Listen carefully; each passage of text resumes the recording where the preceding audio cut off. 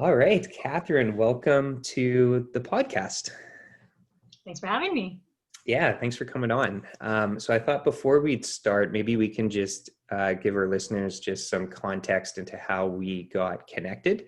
And I'll give my brief version, but we have a mutual friend, Alyssa Payne, who told me about Punch Fear in the Face event. This is a couple months ago now. Time's flown by, and I saw that you were what did you call it? A fear setter, or just like a speaker at this virtual event, and was wondering if you could just speak a little bit about just what your experience was like with that, and then how we got connected.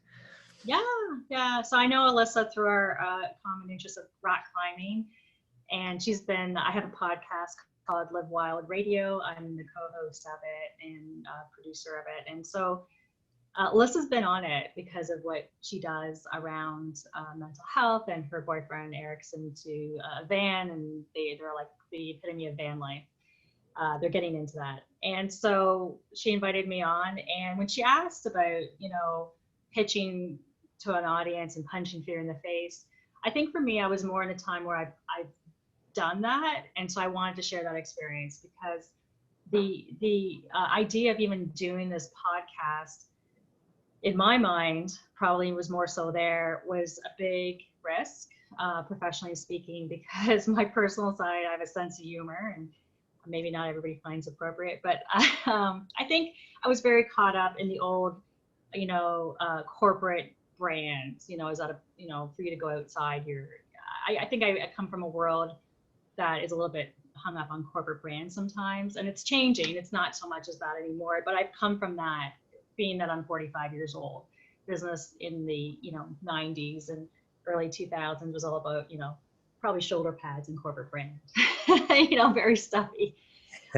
Glass ceiling was certainly there. So I think that for me to let loose and show people who I am, and quite honestly go on air and take risks and make mistakes, and was really scary. And so I walked through that story, and at the end, and after about a year of doing this podcast, I remember I did a bit of a look back and realized, and talked about where I've come and what I did and who I am now. And I was so glad, to decide to walk through what felt like fire, and that was my PSA to everybody, that it's not just live your dreams, but face your fears, and you'll be so glad you did. And quite honestly, I see that more and more when I rock climb. I have an irrational fear of heights, and my boyfriend's taken me over 800 feet now. And now I just focus on the wall. And I'm so proud of that. Even when with COVID and having not rock climbed for a whole year and going back on, you think that those insecurities come back, and they're a little bit there, they're jitters, but I just focused on the wall. And I'm so, and that, you may not strengthen every day and train every day, but it doesn't leave you. You're a new person. So when you decide to face your fears, you form new neural pathways, and you're a different person. So I'm passionate about that. So that's how we met. You heard my story, and our podcast is more leaning in that direction. It started about 2 years ago. It was very informative, inspiring, and entertaining about things like outdoor adventures, more about rock climbing, backpacking, outdoor wilderness, survival. Winston's got that background. But we branched out into what we always get into discussion about with people, guests, or even amongst ourselves, is we get philosophical. For us, again, the outdoors is just a metaphor for life. Doing hard things, you get to grow. You stretch yourself, you learn something about yourself. And it's that piece of it that we're just super excited to meet people and talk about what they're, wildly passionate about, whether we think so or not, but the fact that they are, and they're philosophical. So that's what we do now. Mm-hmm. And I think this is going to be a topic that we're going to spend some time on, which is fear. And so I thought I'd just start by asking you, what is your relationship with fear, and how do you view fear in your mind? If fear comes to you and you're afraid of something, what maybe walk through some steps of what goes on in your mind. Yeah, I think now I recognize that there's a growth opportunity here, and I now am very aware of the value of that. So I search for them. I'm trying to pay attention to when I feel that. And I do embrace it a lot more now than I did in the past. Although to be, transparent, one of the things I want to do is continue to grow professionally. And the idea of just leaving what I do because it's very comfortable. I've been doing it for 20 years, in economic development, and I do love it, but I don't want to stop growing, and I recognize part of fear is being comfortable, right? And it's not necessarily, it's for the fear for me now is like, what's next, and is it the right decision? Can I still maintain my lifestyle and financially, but also conveniently, holidays that you get, for example, is quite large, and it's good because you've built that time, right? And so, so it's interesting how some things I run towards or I try to, and other things I'm like, I'm pretty comfortable. So I'm trying to figure that out. So I don't have a great answer. How about you? How do you face fear? Well, I actually read a really interesting book called The War of Art. It was last year, so it was 2019. And the author spends, I'd say, a little bit over half of the book. It's a little bit over 100 pages. It's a really easy read. It's not The Art of War, it's The War of Art. I was going to ask. Yeah. Yeah. And because I think that's a book as well. Yeah. But he takes a lot of time breaking down fear and the multiple levels of fear and its relation to creativity and growth. And one big takeaway that I got out of it, and that has been really top of mind since learning about fear, is that if you feel fear, I think it's good. And I think that you should lean into it. And it's opposite of sometimes what your automatic default reaction to fear is, which is to do the opposite or run away, but actually lean into it. I think it's been interesting learning more about, I've been reading some more books about basically like humans in the 21st century and how we have a reptilian brain still, and we go through these, the way that we're wired is very fight or flight when we're faced with a situation, and how in today's modern age, there's too many triggers that are causing our bodies to go into fight or flight mode. Yeah. But they're not a cheetah chasing us in the savannah where it's life or death, but our reaction, our body reaction is treating, the stresses in the office the same way. Absolutely. And so I think we're experiencing on like a macro level, we're overstimulated from these fight or flight moments in the way that we've kind of like architect the 21st century. So I think one thing that I've been trying to lean into more over the last year, and I've had a lot of practice with it, is actually leaning into fear and the unknown and trying to get more comfortable with things I'm scared of. And one really good example that kind of it kills multiple birds with one stone is rock climbing, something that you are much more experienced at than I am. I've gotten into it. Not very. I've gotten into it, honestly, this summer. My wife and I moved to Penticton, BC, and we're a 10-minute drive to Skaha Bluffs Provincial Park, which is some of like just world-class climbing. It is amazing out here. And I go climbing with two friends that I've made out here in the Okanagan who are much better climbers than I am. And man, it is... I think rock climbing is amazing. You learn so much of it, talking about getting exposed to fear, and kudos to you about getting up to 800 feet and being able to focus on the wall. That's amazing. I think it's a constant challenge with trying to get more comfortable with fear and just continuously improve. But that's kind of my I'm wild. sorry, go ahead. I'm wildly passionate about rock climbing. Yeah, I'm just so passionate about rock climbing. I think honestly everybody should do it. And then I think even bouldering, like most people are, I mean, bouldering for people listening, you know, is just without ropes. And you're only 15 feet high, you fall on a crash pad. And most people are even more scared of that, especially when you're older and if you have injuries. I actually did a 3-minute communications presentation about something I'm passionate about. It was this, and it was the gift of fear, I called it. And I talked about my irrational fear of heights, which really is true. I would never walk on the glass floor of the CN Tower, a train bridge that is turned into a viewing platform, but the rails are there. You're not going to fall. Like, they have insurance at the CN Tower. Like, it's not going to happen. Or even diving off a 16-foot high diving board. No, I wouldn't do it. And rock climbing is so incredible because it's you know, it's a problem. It taught me there's so many ways to skin a cat. Problem solving, and I was addicted to that. If you like to do that, and it teaches you to go for it, especially when you're bouldering and things are really hard, and you just gotta do a dino move or just jump for it or whatever, and at the risk that you'll fall, right? And the rewards are so great when you do, and you get so much confidence. And if you can just get past, it's very much a mental thing.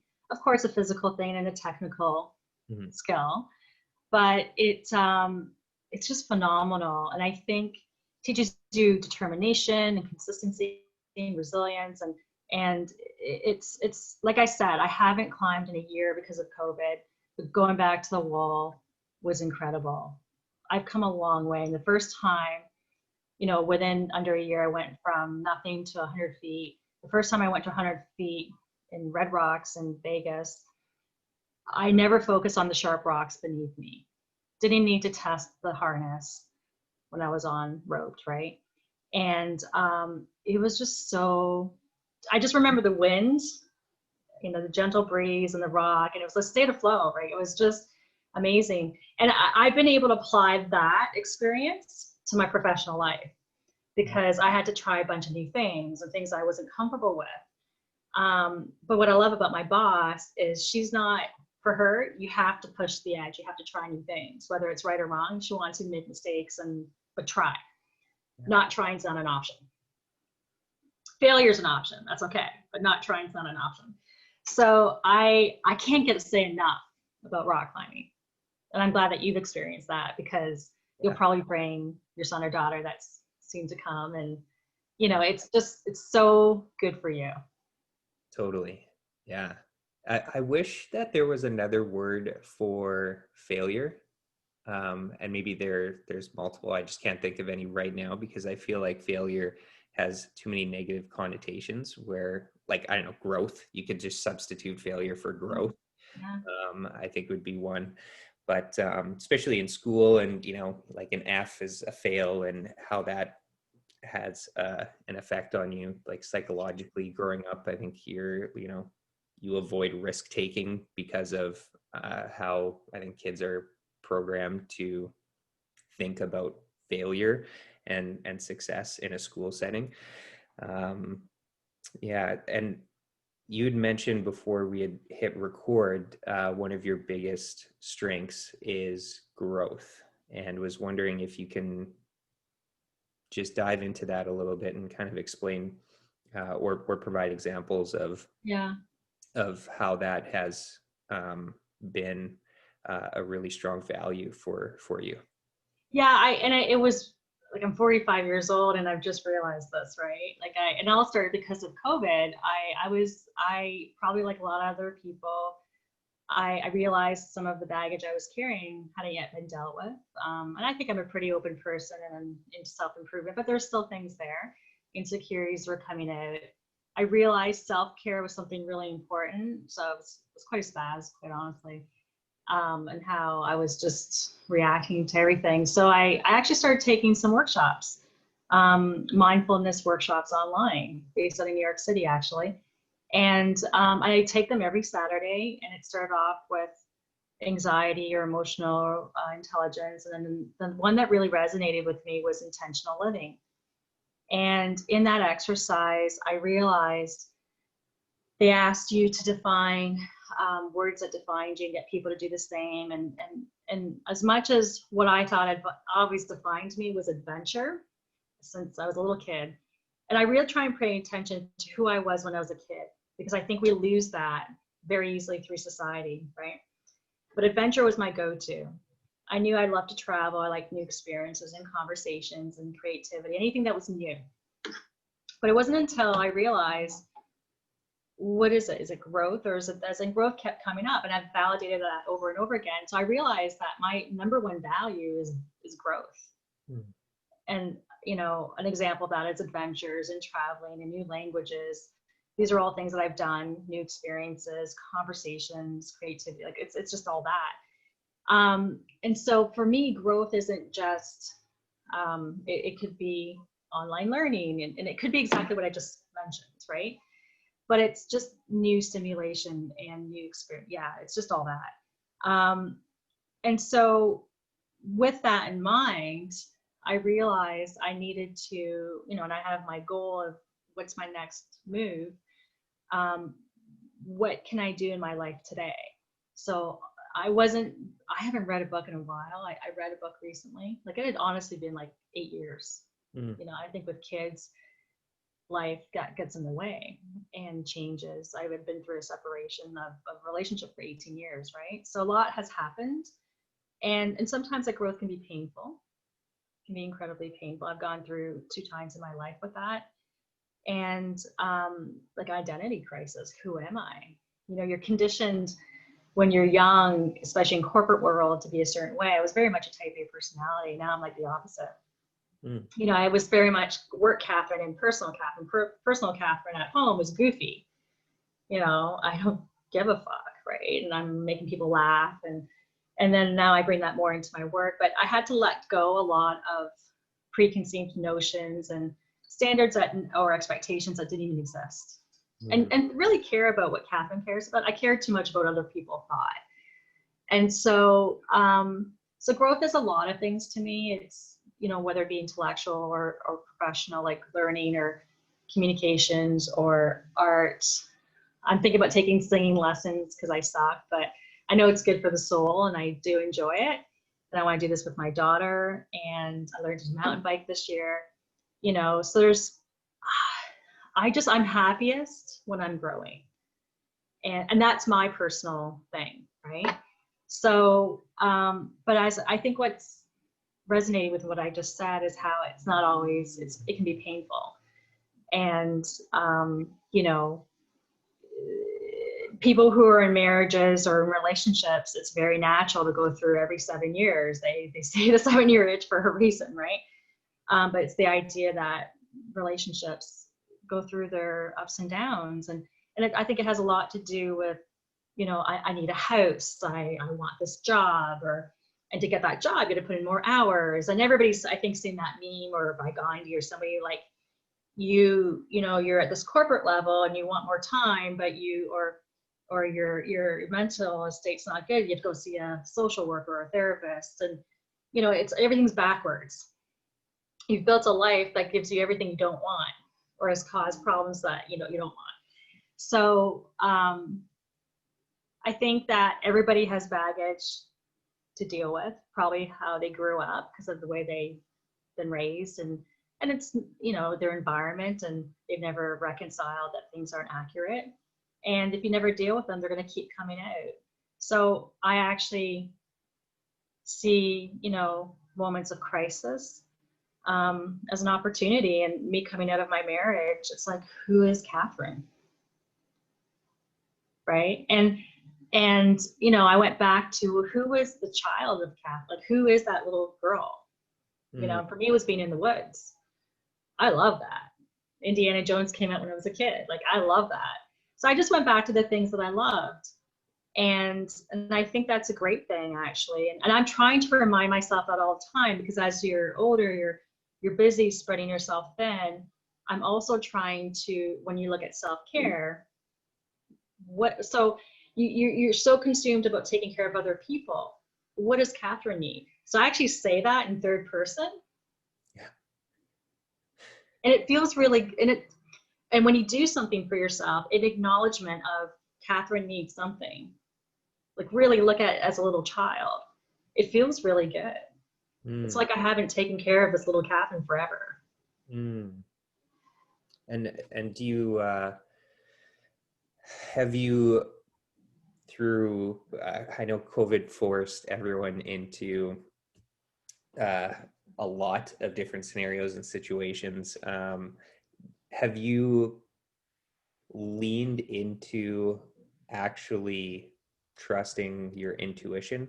And have you been more aware of like, oh, my gut instinct is telling me I should be doing more of this, and actually doing it?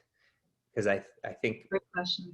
I think also over time what happens is that maybe you start not paying attention to your intuition and like talking about self-care. And usually I think deep down people know what they need and they just don't act on it, and they're not trusting their intuition or paying attention internally. Like, I think a really great quote talking about what you were talking about is from like Jim Carrey. He's got this great quote where he says, I wish everyone became, I don't know if it was famous, not like everyone wants to be famous, but I wish everyone got as much money as they wanted and, you know, got everything that they ever had wished for, and realized that that's not the answer. And I think my interpretation of that is that it goes back to doing work internally inside. And and so I was wondering if you have been, like trusting your intuition and your gut more through COVID.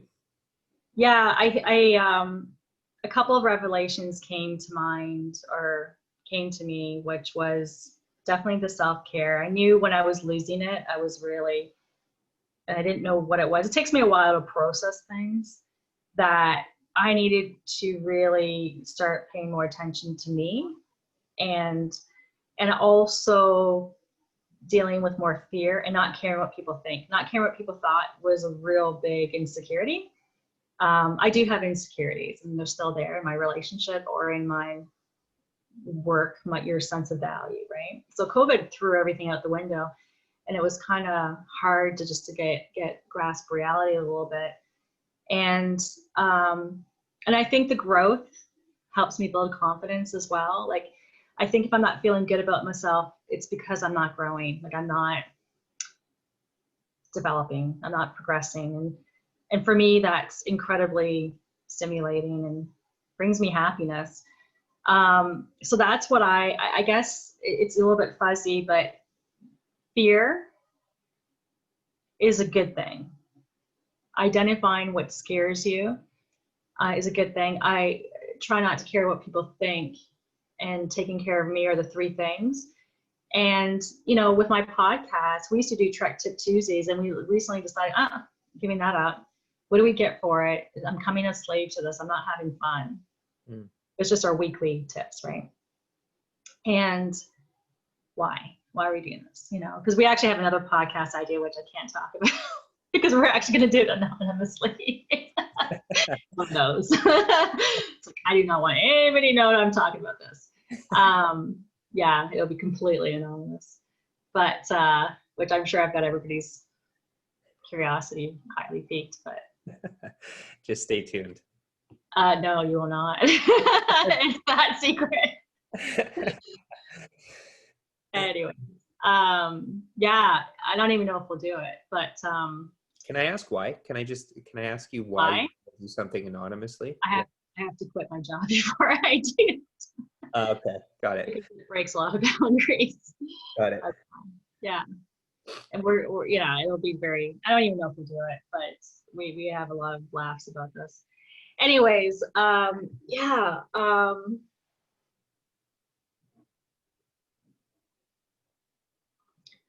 so I think that the inner child bit's really important, and so just not caring what other people think, and I'm starting to live more intentionally.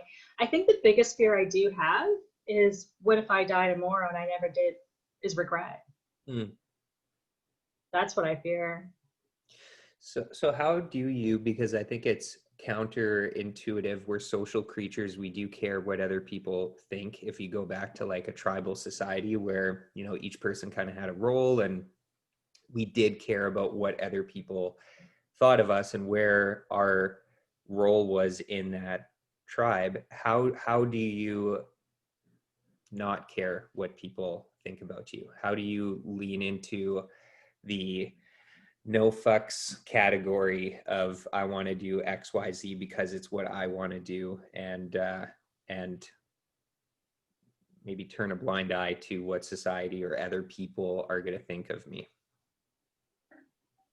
See, if I was funny just a little bit, I could be a comic, right? Because that's what they get to do. They get to say whatever the fuck's on their mind, and it'd be acceptable, right? Yeah, totally.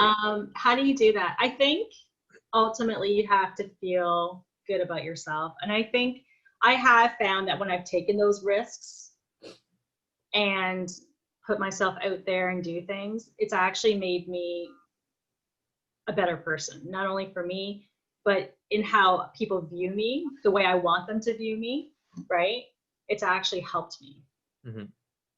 They see that as great confidence. It's my podcast, as much as I thought,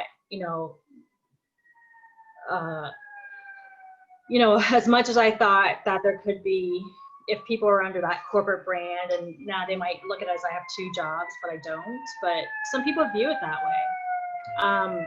In the end, helped me, built far more skills that I've never had before. That's helped me in my job. So I think ultimately, you got to know who you are and have your friends that matter to you. But when you're truly you now attract to you the people you want to spend time with. Yeah. You open yourself to the universe in an authentic way. So now you're going to attract what you really want and discard what you don't. Yeah, totally. I actually, I've gone to see like psychologists over the years. I've always found that type of therapy to be really valuable. I've always left learning something, and it's always been a positive. I'd like to maybe talk about that more, maybe in future podcasts. This just came to me now, but I think it'd be good to maybe destigmatize things around. Absolutely. Going to a psychologist. I think it's very beneficial. I'd highly encourage people to do so.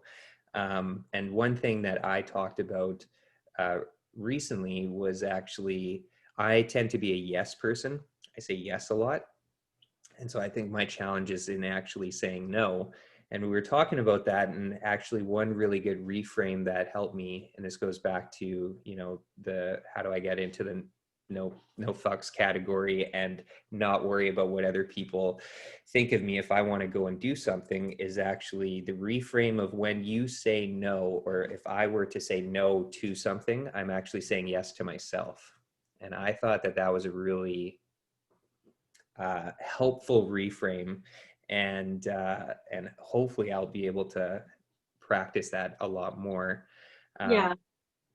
Because I think, like anything, it takes practice, but I think that's something that maybe might be a helpful tip for people that tend to say yes a lot, is actually and practice on something small, like ask a friend or a partner, where do you want to go for dinner? And then they say something, and just say no and throw out another option, like something as small as that, like micro dosing your testing your no things might be, you got to build up to baby it. Steps. Absolutely. Yeah, you don't go rock climbing like the high hard climbs right from the get-go. You work your way up to it. So I think the same with this stuff that we're talking about as well. No, definitely, because it builds momentum. And no, I definitely see that. But you had said something, and I can't remember. This is me being in the flow, not. Yeah, it's okay. Yeah. Just jog my memory what you just said. I heard the first part, but there was something there that was, I know what it was. I think too, because in your case, hard to say no. And in my case, I want to please people. I'm looking for affirmation, right? I think it's also about rebuilding where you get your security from. I'm going to guess that for you saying yes builds upon your self-worth. I'm going to take that guess, right? I think that's why a lot of people do things, because they're motivated by that. It makes them feel good and it builds their confidence. And maybe that's not the case, but if it is the case for others, I think we have to redefine where we get that from. And one thing, my partner is Winston. He's fantastic. He's gone through a lot, and he's sharing, and that we talk about this stuff all the time.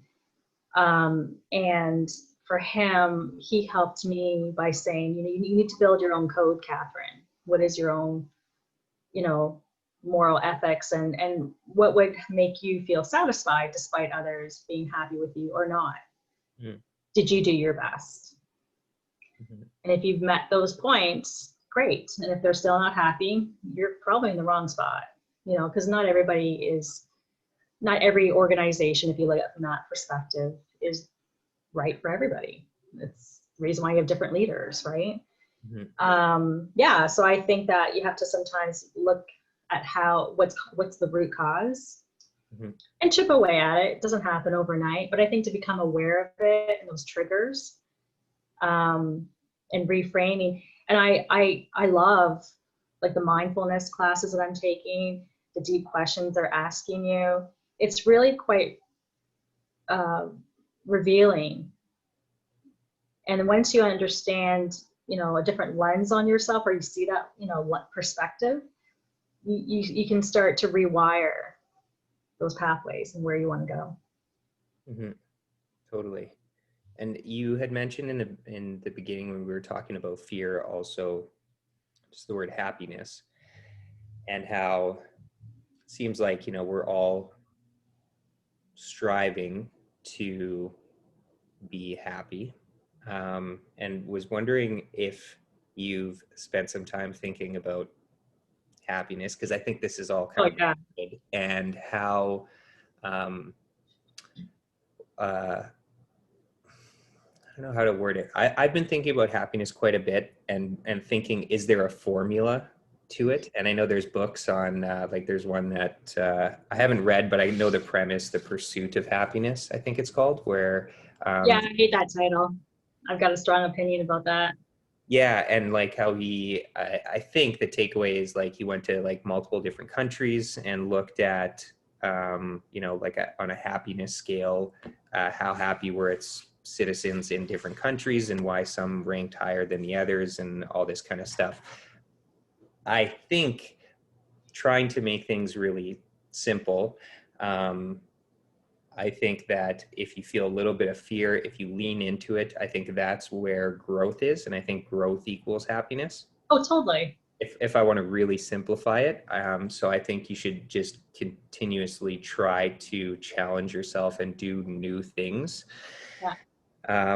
Which is opposite to how we're programmed as well, because we also we like comfort, but if you're too comfortable, you're not going to get that happy. In the example of the rich millionaire who is miserable because he's got everything, he or she has everything that they want, and they're still not happy. It's all the comfortable things don't really bring you happiness. I think adventure and growth really is a lot better way to go, that you can usually do very affordably, if not free, by just exploring and going outside into a new area, a new surrounding, a new environment.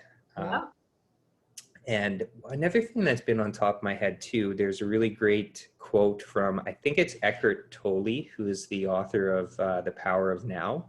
And he talks a lot about mindfulness. And I have this one app on my phone called Insight Timer, who I think Alyssa recommended it to me, and I've been listening to it, and I get notifications every day. And one really great quote that popped up the other day was from him, and it just said, "One mindful breath in and out is a meditation." And I just thought, oh, that's so good. I can just it's true.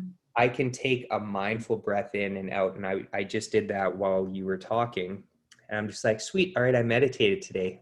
Good job. Just that one mindful breath in and out really helped. And I think mindfulness is definitely key to happiness and a lot of other words as well. But how do you think about happiness, and if there's like a formula or something that that comes to mind? So you've said a lot there, and Yeah. so many tangents. I would say, so when I said I hate that title, The Pursuit of Happiness, I hate the idea that happiness is a thing, that it's a physical world. So the idea of Jim Carrey's quote that you're saying, you know, I wish, or idea that he wishes everybody would just get to that point, get it over with, and realize that it's not it. I agree with. I think happiness, this is a new revelation for me, is emotional emancipation. I can't even say the word. I just learned it. Emancipation. Anyways, it's the idea of being devoid of emotion or control of emotion. If emotions don't control you, and you're just in that state essentially of bliss and, you know, empty mind, as the Buddhists like to talk about, free of any emotions, that's happiness. Like if you get into those states, you feel so free, you know. And, you know, one of the things that I liked to do to just slow down was stop multitasking. I don't have a dishwasher. I live in an apartment, and I wash my dishes, and just the warm water over your hands, you know, not multitasking, not listening to a podcast, because I used to do that as I did stuff. Your mind's going too quickly. So to your reptilian brain point, we are overstimulated and overwhelmed. And, you know, we need to spend more time decompressing and emptying our minds. And that's actually when creativity comes and solutions come. I have found that. I think that, so peace of mind is it. I think that the idea of chasing happiness, you know, that you have to have the house, you have to have the car, the children, like, you know, obviously we want children if you want that in your life, but those societal standards is bullshit. I had gone from, you know, married, a nice home, we had things, we didn't have, I was never into a lot of things, but I had more than I have now. And I have less now in my life. My expenses are higher than it was when I was with somebody. And somehow, I don't know how, I guess I've just reprioritized, but somehow even though I have less things, I've never been happier. Now, don't get me wrong, I have a nice apartment. It's, you know, but I'm pretty frugal. I don't buy, I tend, you know, I don't go to a hairdresser and get my hair done. I do it myself. So I never do my nails anymore. I buy secondhand clothes. I'll buy new stuff for gear because it's, you know, what I care about. I spend my money on experiences. I've always been that way. Than I will on other things, you know, like material things. For me, happiness, and it just keeps reaffirming this, like with COVID, we stopped interviewing people or having conversations with, it's not an interview, but conversations with them. And I really missed that. And so as soon as we could do it in the summer, we could do it at a distance from each other. Because this is my first virtual. I've never ever done virtual podcasts before. It just reaffirmed how much those interactions meant so much to me, because I love living vicariously through other people, right? If people go on an adventure, I want to hear every detail. You know, I want to hear the story. I want to hear their perspective. Anything to do with passion, following your passion and growth, is happiness to me. And that's what we, you know, both Winston and I, we are so alike that way. We have our experiences and we really push each other, you know, our boundaries and to grow. And we want to help others. And I love, if I see there's room for people to grow, I want to help them. It's almost like my pet project to help them down the road. But, you know, it's just, I just want to be supportive, connect them with people, whatever. And, you know, and I mention Winston a lot because he's an important person in my life.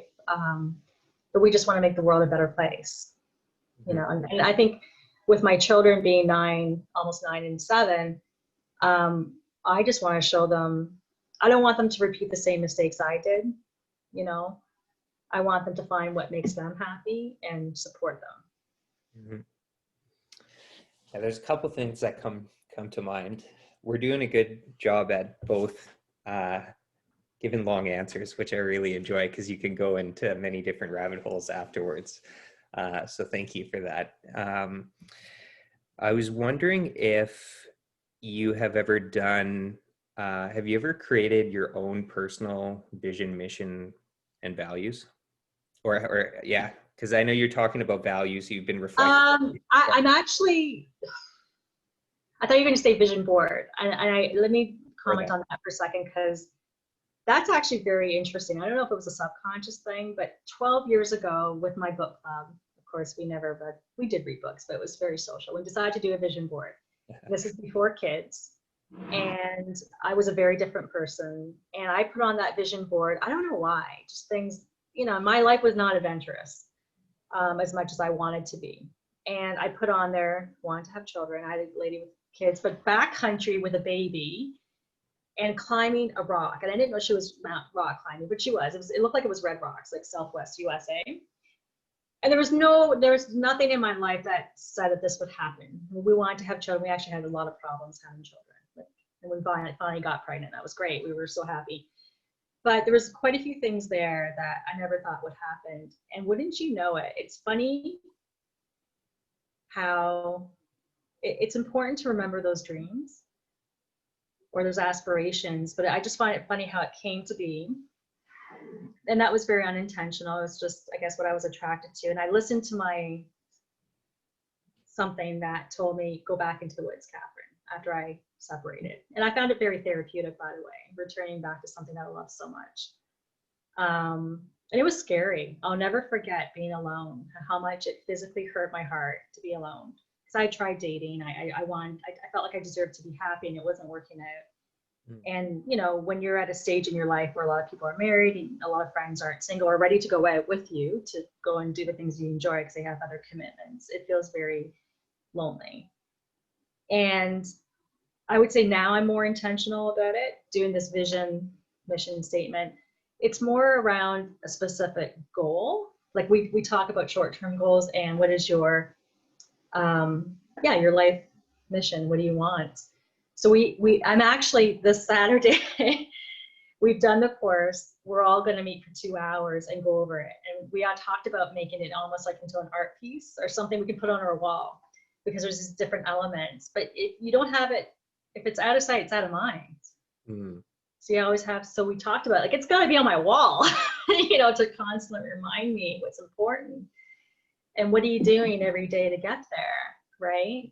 Yeah. So I'm actually working on that right now. And what I'm trying to keep it simple. And I think I'm trying to focus it around, I think my guiding principle in general is follow your fears. Because I like to grow. So it's follow my fears. Love that. That's something that like the vision, mission, values came to light at the last place that I worked at, which was in Winnipeg.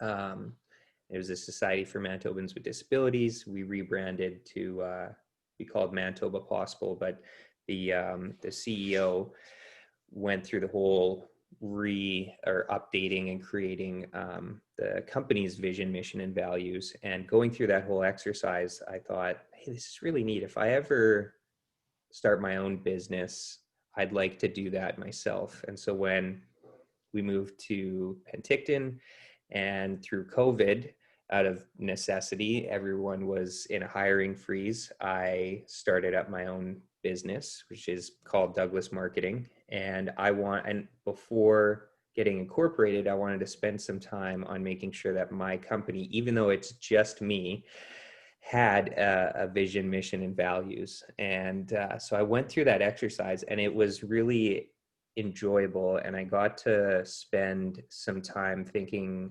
about, can I marry? Of course I can. I can marry my personal and my professional vision, mission, and values. Talking earlier about how you have your professional life and then your personal life. Well, I was in a situation where it's just me. I'm going to do my own thing. So let's see if I can do a reflection of my personal vision, mission, and values in the way that I want to carry myself as a professional. And I think they complement each other really well. And I'll just share them just as like an example. So my company's vision is to see, it didn't come to me right when I'm putting myself here, just a sec. I will find it here. As you're finding it, I just want to say that I'm glad you're touching upon this, because I think people don't think that they can marry the two. And I think and that's what I'm trying to do also, is make your work what you love. And I actually do love what I do. I do very much enjoy it, but it's not the full, everybody knows I'm very adventurous. Like, there's a different side to me. Yeah.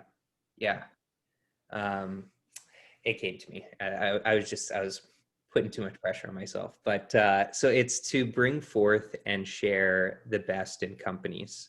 And so that's my vision. And I think as it relates personally is I think one strength that I have is I'm very much an optimist, also a realist, but I tend to see the positives in people, and I'd like to try and pull those out and let other people see what I see, even if they don't see it in themselves.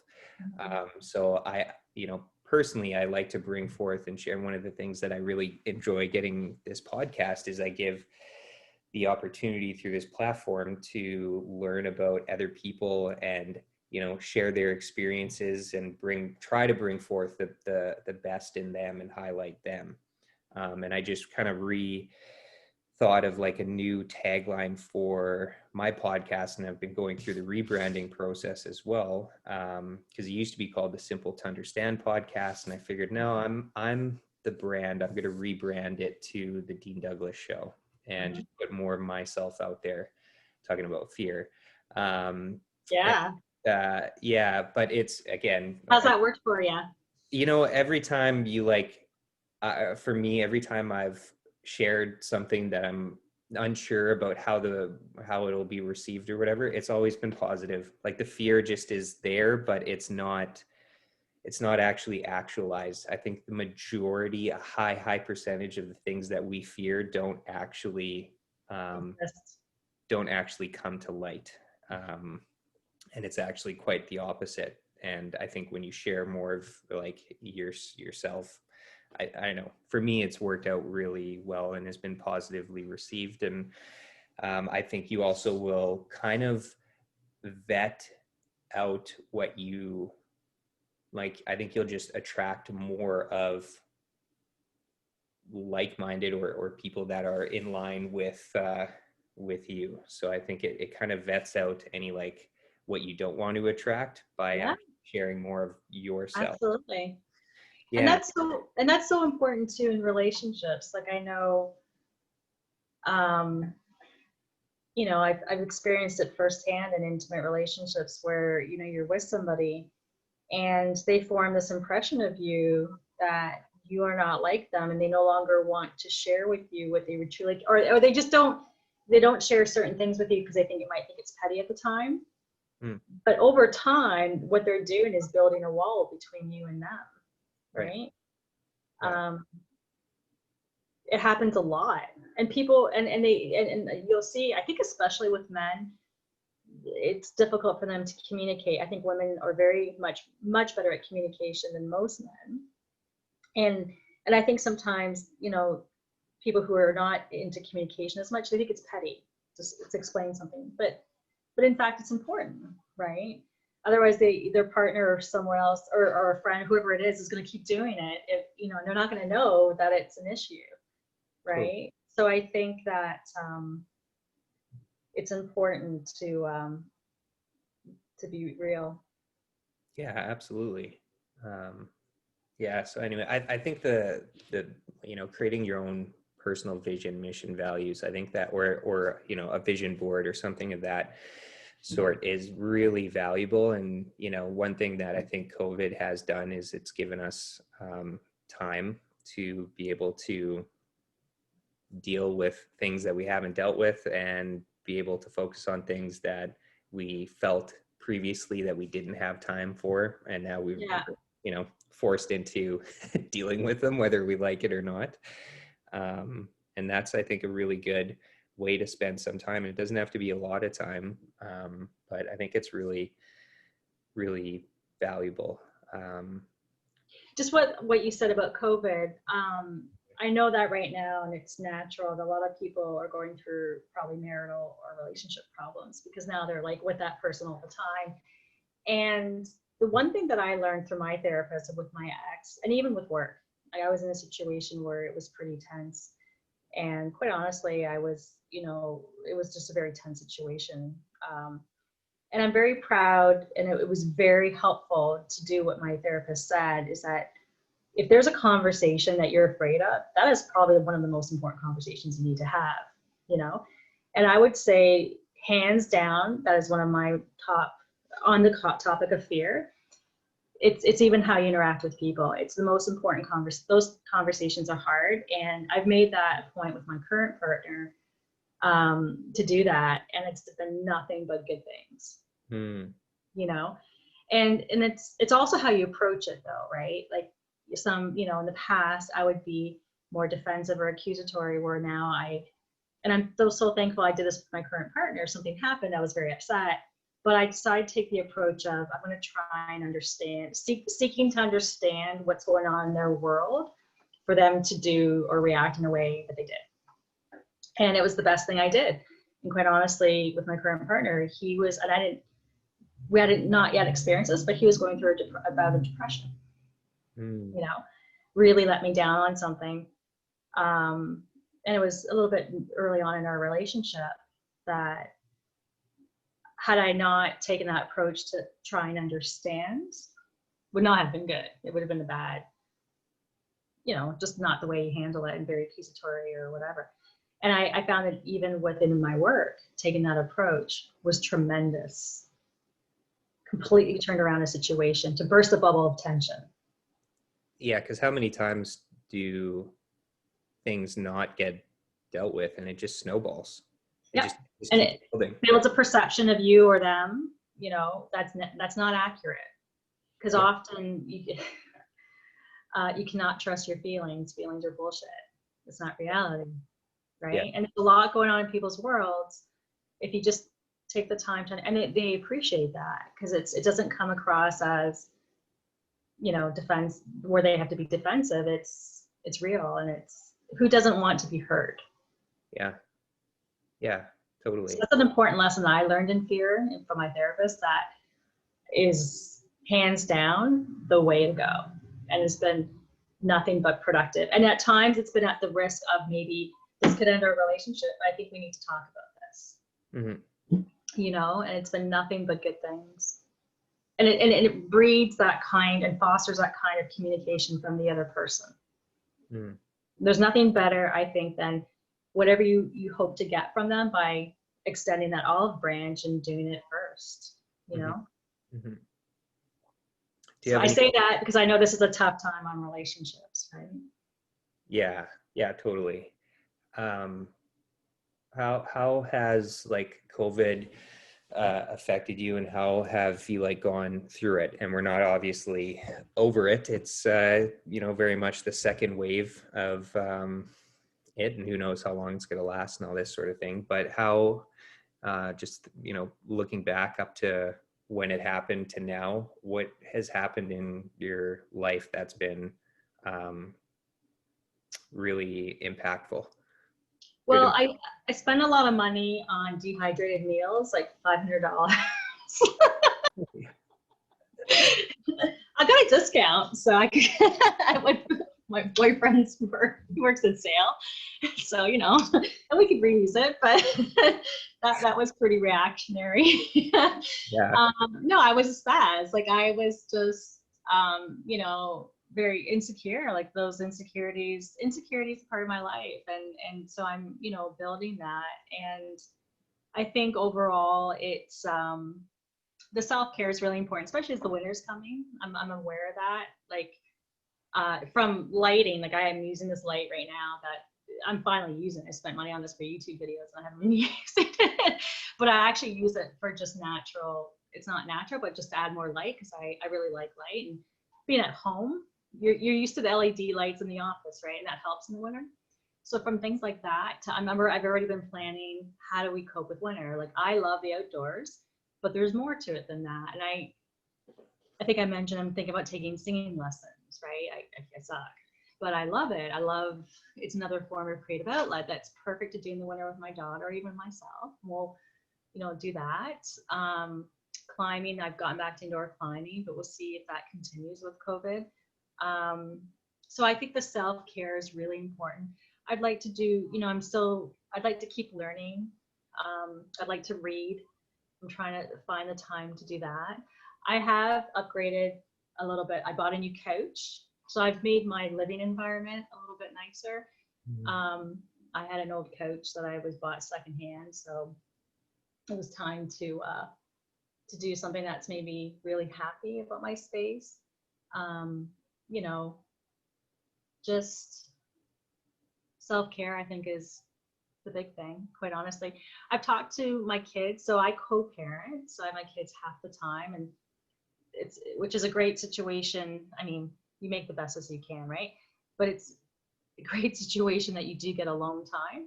But I have also, and I've struggled with this early on, that, when I get you, I still need to exercise, right? That was really hard, because I think women in particular feel guilty spending time on themselves, even when they're in relationships, to go to the gym. Like, that was very difficult. I felt like I was, dumping the kids on my husband at the time, or I was being selfish. And I knew, because I was 40 pounds heavier, and I'm at stage 4 of my knee for osteoarthritis. I'll have to have a knee replacement. I'm very young. And so I went and I focused on losing weight. I had no choice, right, to have any sort of quality of life and be able to play with my kids. But it was at the cost, I felt like, of the time with my kids. Well, it just became a part of our life that, for about an hour after school, after I pick them up at 6, so till 7, you can see there's not enough time I'm spending with them. But I would still do it. But it was worth it. It shows I've become a role model for healthy lifestyle and fitness. So it's something that's important for me in my life. And so as an extension to that, I talk about alone time, even when they're with me. I'm very engaged with them. I do things, but I also need some me time. And that's from anybody, Yeah. My partner doesn't live with me, which actually is a very interesting dynamic. Like, I've come to realize I love my alone time. I love my time with my partner, my kids, and then my kids, right? So I think that alone time, and I teach them about that. Go read, not on the computer, go do something creative, get off the TV. So those are some things that I'm doing. There's snow sculpture competitions that I just signed up in with my girlfriend. She's got a yard.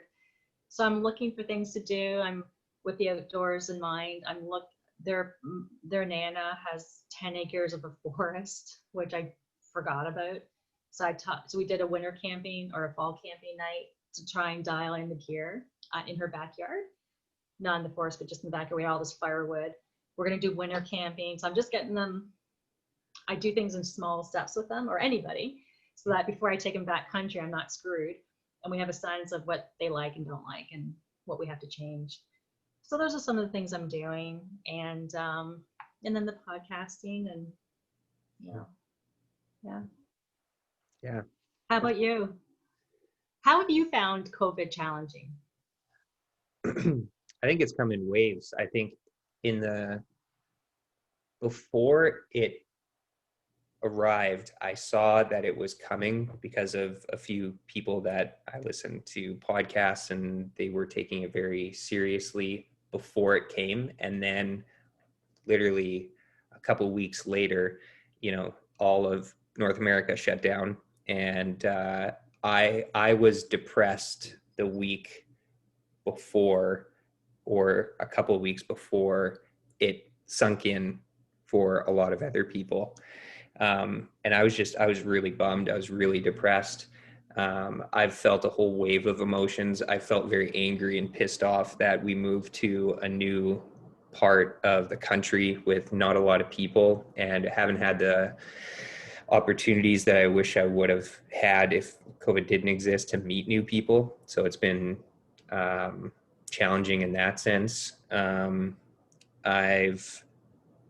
I had also a wave of creativity for a period of time after the depressed stage that I just kept creating. I spent a lot of time on the podcast. I just was creating a lot of stuff, and that was, I think, a form of coping with it. So I think one tip, no matter what stage of grief you are in COVID, I think, like, if you keep creating something throughout, or just pandemic or not, I think if you're constantly creating something new, you're just, you're creating new neural pathways, like you were saying. And I think it's a good outlet, and it doesn't have to be, creating is subjective. So whether it's sketching or poetry or painting or learning a new skill, I think, there's all various different forms of creating that you can try. Inside and outside. So I think I had a wave of creativity that helped me for a bit. And then I went through a slump of not creating anything, and stopped. I'm an extrovert as well, so I get energy when I connect with people, and just stopped connecting with people. I was getting sick of connecting with people virtually and doing, too many Zoom calls, and just getting like tired of all the virtual connecting. It's not a replacement for in person. It is great and amazing that we have the ability to do it, but it's not the same as sitting, across from someone and having that type of interaction. So I stopped Zooming and connecting with people probably for like too long of a period.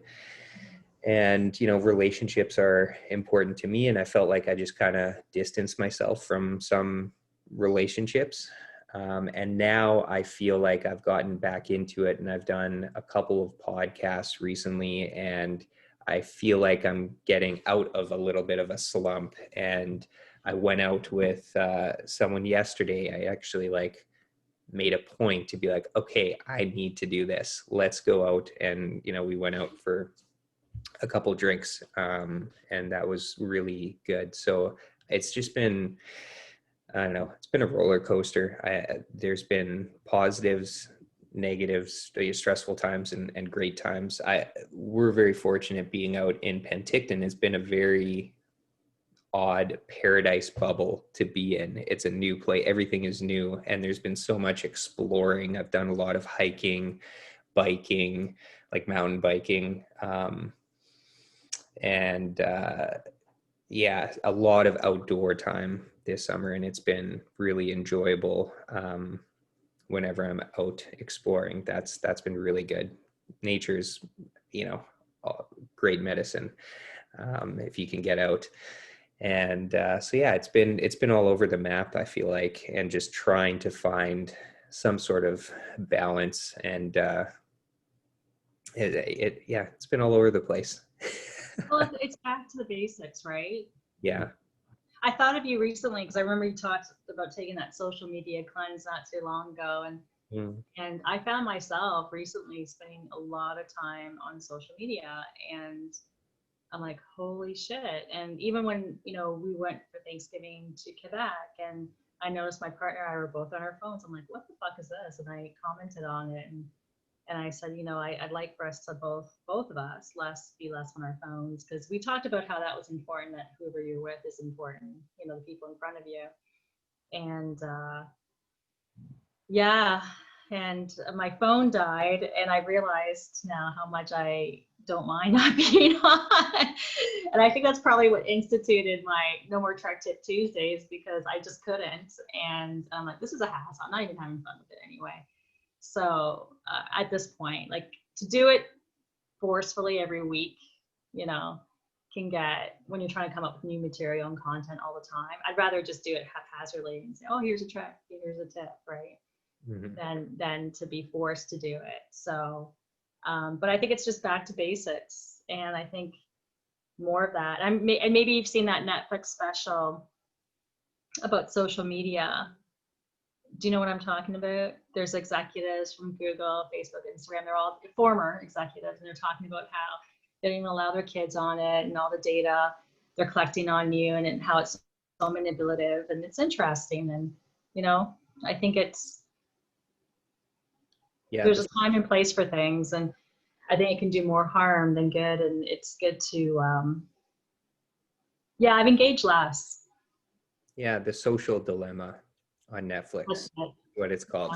Yeah, I watched it. Funny enough that you brought that up, because I watched that, and then a couple days later, I connected virtually with, I went to Red River College in Winnipeg, Manitoba, and went into business admin and then majored in marketing. It was a 2-year program. And then I got asked last year or a year and a half, a couple years ago, to be on their advisory committee, which updated the program, the marketing program for the next generation of students. And so I was on a panel that spoke to, I think there was like almost, there was 80 or 90 or so students virtually that connected. And then they just asked us questions about being in the marketing world. And one question that came to mind in my answer was, because they said, what do you, I don't know if it was, what do you hope for, or what are some of the challenges that you see for the next generation of marketing professionals? And I said, I just recently watched The Social Dilemma, and I highly encourage, everyone to watch that. And I think something that I experienced, and for those that don't know, I took kind of like a almost 2-year social media cleanse, where I just deleted my accounts and was completely offline and wanted to connect with people in person. One of the reasons why I started the podcast was to enrich and actually have meaningful conversations that I thought would be worth sharing and having, and do that in person, as opposed to building up the amount of followers that I have on social media accounts or connections that I had. And so my answer to the next generation of students was, I encourage the next generation of students to hopefully be able to like design or think of, ways to actually unplug and disengage from technology by using technology. So whether, I think it's just a design problem right now. All the incentives are designed for us to spend as much time as possible on this thing, where I think you can actually, design it to still have the benefits, but just spend less time on it. But it's just all our incentives are backwards. But I hope that there's going to be some innovative ways to help us disengage. I think we're swinging too far on one side of the pendulum of going to just too techie. And I think we need to go back into more like tribal times and go into nature and spend some time kicking a stick, down a dirt path than the amount of time that we spend online. So if anyone hasn't watched it, highly encouraged to watch The Social Dilemma, because it's pretty scary and it's very accurate. So how have you found coming back to social media then? I try to be more conscious and just more aware of what it is I'm consuming and what it is I'm sharing. So I've found it enjoyable, because I think going completely off grid and deleting your accounts, I think you're also, robbing yourself the opportunity to make connections that social media gives you access to. You can, we wouldn't be able to connect and do this podcast, for example. So I think it's just trying to find a balance and try not to spend too much time on it. It's hard being in marketing, because I use it for work. So I am plugged in a lot, and I'm on my laptop a lot and running my own business. There was, a period of time in the beginning that I couldn't disengage. I was just like, I have enough work to just keep going. I could just keep working nonstop. There's an endless amount of work or things that I could be doing. And one thing that's helped me recently that I'm keeping top of mind is that the way that we're programmed, we basically have like around 90 minutes, up to 90 minutes to be able to focus our attention on one thing. And then at that 90-minute mark, you need to take a 5 to 10 minute break. And if you don't, and if you keep going, you're going to tap into external sources of energy, whether that be caffeine or just your body's maxed out and it needs a break. And so I've been trying to be mindful of anything that I'm doing to take a break after 90 minutes. And whether that's just like, I'm going to go, like after this podcast, I'm just going to go walk around my block and just get outside and get some fresh air, or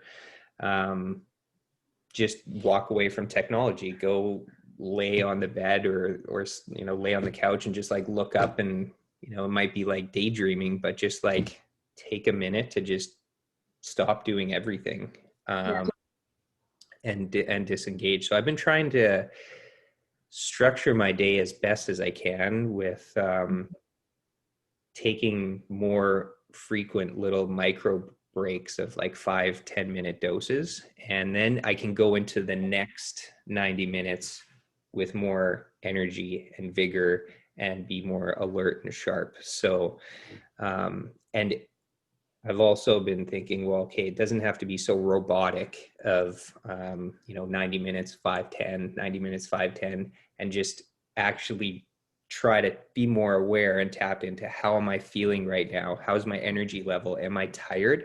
Okay, I'm just going to take a break right now, and then go in, and then walk back into whatever I'm working on. So that little tip has been very helpful.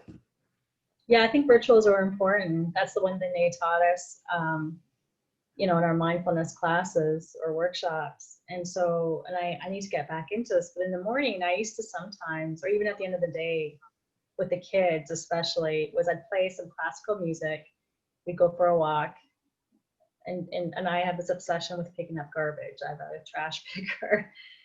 And so, but it's something that, I don't know, like it makes me feel good. There's a lot of garbage out there sometimes, and if you can make it cleaner, it just, I don't know, it feels good, and I care about the environment in that regard. So, but those little things I totally agree with. There's breath work you can do, box breathing, especially in the moment of either fear of rock climbing. Like, breath is everything. It lowers your parasympathetic nervous system, or your anyway, where your reptilian brain is going rampant. And definitely also writing's good for you. I mean, I find playing classical music actually on Netflix as I'm working is really relaxing. Laughter is really good. Another thing that Winston has got me into is comedy. I used to travel to New York and Boston all the time, so I'd go to the comedy shows in New York, right? Nice. And I'm not a city girl at all, but I've gotten to really appreciate the food there and the comedy, and there's nothing like laughter is a real big sign of being present. Yeah, totally. Absolutely. So, yeah. That's awesome. There you go. Yeah. One thing I want to explore a little bit about you is, we've talked a little bit about, without mentioning it, but talking about reinvention, and just wondering about, and I think a lot of these things kind of lead to reinvention, whether it's doing more things that you instinctively know that you should do. And then I think, eventually that can lead to some form of reinvention. But how have you reinvented yourself multiple times over? I'm not going to put a timeline on it, but how have you managed to reinvent yourself? And you can pinpoint exactly like. Yeah. I just to full circle touch on some of the points we talked about. I mean, I certainly had to go through reinventing myself after my marriage broke down. Who is Catharine? I'll never forget when I was on the dating apps, I put down the things that I used to do when I was 20 years old, thinking that's what I still loved, but I wasn't doing them. And that's not me, And I think when it comes to reinvention, it's just honestly, try and find your inner child. Try and be like a kid again. What did you love? What were you curious about? It doesn't mean doesn't mean like gardening or picking flowers is the answer, but somewhere in that realm, there was something that your heartstrings were being tugged on. Like it was just a place that made you so joyful. And I think honestly, to be like a kid again, I love flying kites. Like when I fly a kite, it's like I'm a kid. And I bought one a couple of years ago. I fly it like there's nothing like flying a kite. Honestly, I just love it. It's a good one. I don't know why, but out west they make really good kites versus here. But it was from BC. I picked it up there, and honestly, just following that inner child, because I feel like that's who you always were. Some of those qualities and values, whether it's curiosity or whether you like to be imaginative and however you used to play. And I think it's good to tap into that spirit.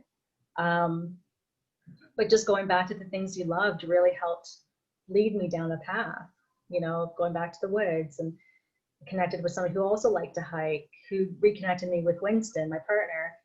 I knew him years ago. He used to own a bike shop. He was my coach for working out, and but that was all it was. But he was doing wilderness survival, and I'm like, yeah, sign me up for that. And it's just, you don't know how to get into things. You talked about climbing 800 feet. Like you have to find mentors. You have to find people that are willing to show you and you trust, right? And so just following what you love and being like a kid and curious. And I think too, leaning into fear, because on the other side of fear is something that you want, right? It's in your way. Like it's just in your way from you becoming who you want to be. There's a guy, he was an ex-Navy SEAL. He shouldn't have been into SEALs. Like he was super overweight and he did everything to get into it, and he did. And I think his name is Brad, and I know Alyssa knows him. I put it on one of our podcasts that we had when we talked about re-engineering your best life. I think it was podcast number 27 with Alyssa. And it was, he's actually literally running down like a Marine, on tracks. And he's talking about how you need to hang out with tough people, hard people, whether you like them or not, because they push you. And this is, I think, an analogy to the Army. They push you, they help you find your limits, they bring you to your potential of being a better person, a person that didn't even know you could be capable of, right? So that's what they mean by a better person, I think. And in that could be strength or creativity, whatever. And I think just leaning into those fears and following that, you should seek to be uncomfortable, of which Winston has become very comfortable being uncomfortable. He talked about being on the side of a mountain, like waiting for the storm to pass, or, backpacking 30 kilometers a day and your feet are killing you. And so when it came time to things like COVID or other fears, being uncomfortable isn't such a scary thing. Yeah. And that's often what reinventing yourself is about. One is like, where do I start? I'm saying start with your inner child. And then once you face those obstacles, the more you can overcome small fears, the more you can, it's a muscle. Yeah. So I know somebody that doesn't play and has mental health challenges. How can someone like that, and I'm sure there's many people out there that are so in their head, and they don't play that much, or at all. How do you get them to play more or nurture their inner child? And say, if they never had the opportunity to do much playing as a child, like how go, I don't know, how would someone like that go about it? Well, I think it comes down to how much do they want to change. If they're not happy, Mm, if they're happy, they're not gonna change. That's why crisis, the moments of hitting rock bottom, is pretty transformative, mm, because you almost have no other choice but up, right? And you have nothing to lose, yeah. because to do what you're currently doing is not good. So I think it comes down to how badly do they want it, because of it's circumstantial or because they want it. Hitting that melting point, you know, which again is not easy, can be really scary. But if you lean into it, there's growth. And I think maybe, you know, if they're open to the idea of just, I think it's giving themselves permission and other people giving them permission to play. Going back to the idea that they feel like they have other responsibilities, they, you know, and they feel guilty giving themselves time, especially women or people who feel like where they get that security of serving others. Mm, So I think if people in their lives see that they need to spend more time on themselves, they will if they're given permission or encouraged, or people kind of just said, this is for you, like just take an hour or two, you know, because they'll be a better person if they're a better person for themselves. mm-hmm. Yeah, I think That's it's, all I can say. yeah, Yeah. I think it's I think it's good to maybe highlight just the reframe of, like, you know, when you, if you put yourself first and take care of yourself, you know, if you put everyone else first and you don't leave any energy to take care of yourself, like, you're not doing anyone else any favors. I think by you putting yourself first and taking care of yourself, then you can support other people. And so I think some people might have this way of looking at putting yourself first as being selfish. But I think, and maybe you can highlight or maybe word it a little bit better than I am trying to at this moment, but I think you're actually doing the most selfless thing by putting yourself first and taking care Yeah. of yourself. Well, here's the thing. When I was in, you know, marital strife with my husband, like we're having a hard time. The one thing the therapist said that you could do is you can't help the other person, you can help yourself. And all you can control is what you do. And so we ended up doing individual counseling, not so much marital. Mm-hmm, The best growth that we did was individual, mm-hmm, because you hold your own key really to your own happiness. mm-hmm. And if, you know, everybody's got shit to deal with, whether how they look at the world or how they feel about themselves. Sometimes they feel like other people need to make them happy, which is not the case. Yeah. You need to make yourself happy and take responsibility. So I think that that in itself is an example as to why it's so important to take care of you, because whatever problems you have in your life, ultimately you play a part. And if all you can do is take care of is control what you do, like you have everything to gain taking care of yourself. Yeah, totally. Absolutely. I wanted to make sure we spend a little bit of time talking about that, because I think it's Yeah. important. I think it's, yeah, it can't be looked at in a way that, oh, well, you're putting yourself first, that's very selfish. But, and you even met, you know, giving the example of like you going to the gym when, Yeah, that was a big deal. I felt incredibly good. The lifestyle I have now, I don't know if I could do that with my, okay, let me be honest here. When you're together with your spouse and you have children, it's hard to get out of that mindset of your little nest egg, right, in your bubble.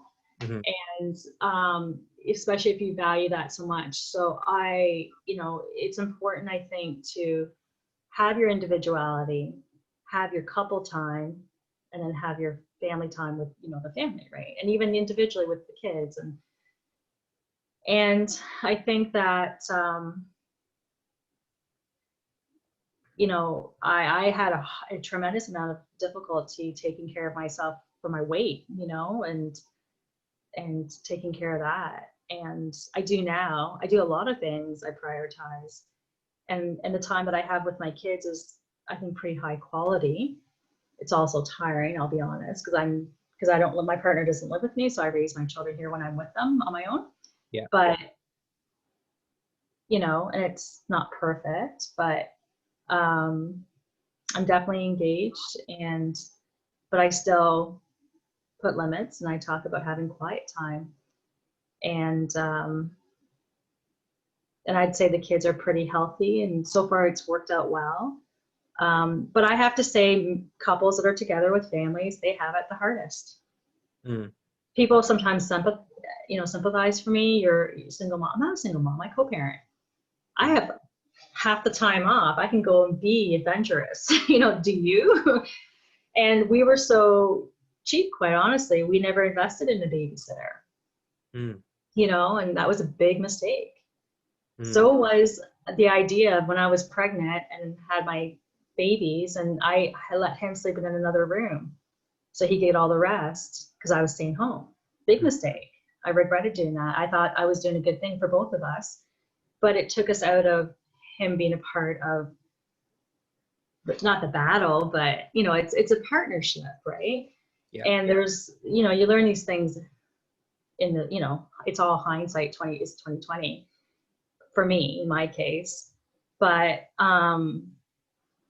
you got to take care of yourself, and you've got to, you know, try and get away from societal standards. And I think in relationships, it's so important to talk about what really is important to you, because as a couple, you're never, you know, especially early on when you meet somebody.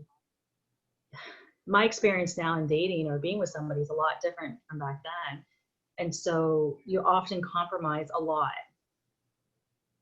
you know, and you need to really support each other's dreams. I think that's so important. And I'm just so lucky I'm with somebody that is completely communicative. We have tons of shared interests, you know, we values and creative, and yeah, aside from the fact that we find each other attractive, you know, like there's so much going there. And like, he's like my best friend. Like, you know, we'll be talking, blah, blah, blah, you know, for 3 hours. He's like, see, I don't come here for just sex. And then he leaves, right? You can't say that I'm here for just sex. Like, there'll be like days like that, you know, because we just have so much to talk about, right? Like, that's, yeah. So I think that, and you know, it's come over time. It was really interesting because I think early on, like, we have a very unconventional relationship in that, you know, we don't always kiss. Like, I guess when we first met each other or were together, we didn't always hold hands, or we weren't going to post things on social media, or, you know, our couple photos, you know, and you see that a lot sometimes, and you wonder, well, does he really care about me? And it's, you know, but he's an entrepreneur.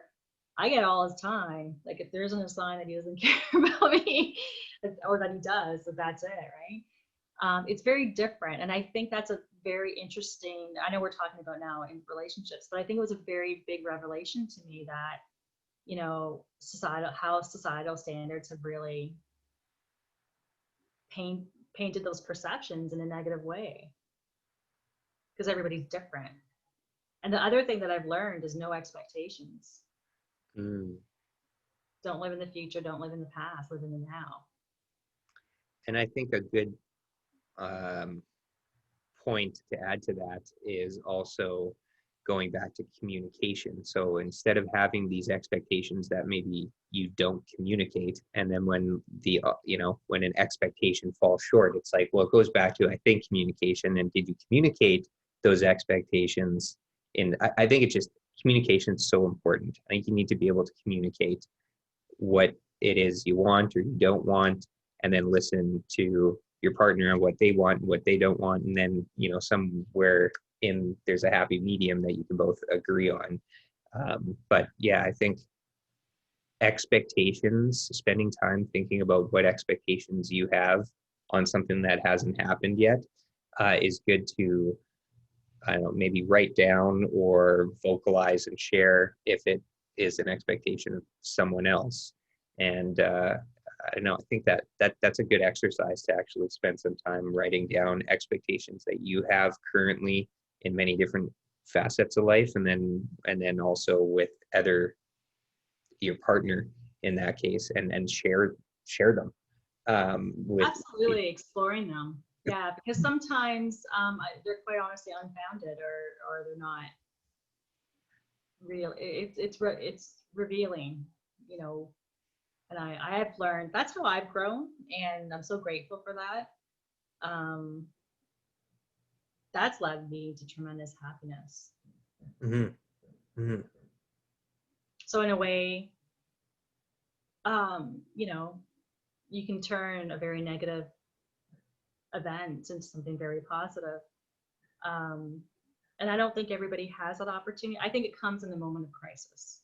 It has for me, you know, when it's forced to you. Because otherwise, what incentive do you have if things are going okay, ho hum? You know, like